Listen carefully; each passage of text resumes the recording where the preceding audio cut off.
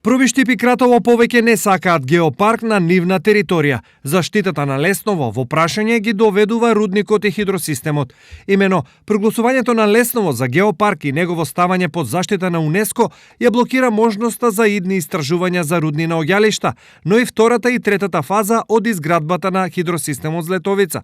Ова би значило не само стагнација, туку и економско уназадување на двете општини кои живеат главно од рударство. И ова беше уште еден добар проект во кој што се вклучи општина Пробишти Пикратово, меѓутоа мораме да размислуваме и за годините, односно и за период кој што ни следи, за да предпазливо влеговме и сакавме да добиеме една гаранција дека нема да имаме било каков проблем во функционирањето на геопаркот.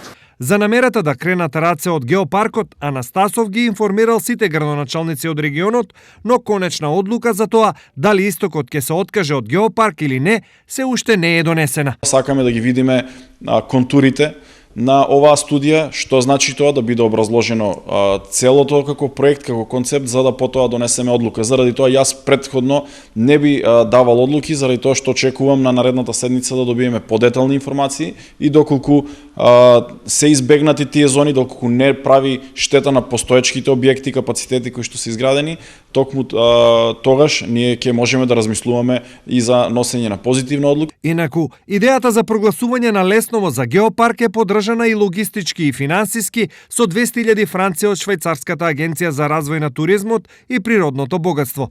Намерата беше регионот помеѓу Злетово, Пробишти и Пикратово да се заштити, да се промовираат неговите богати геоприродни и културни вредности и истите да се стават во функција на туризмот.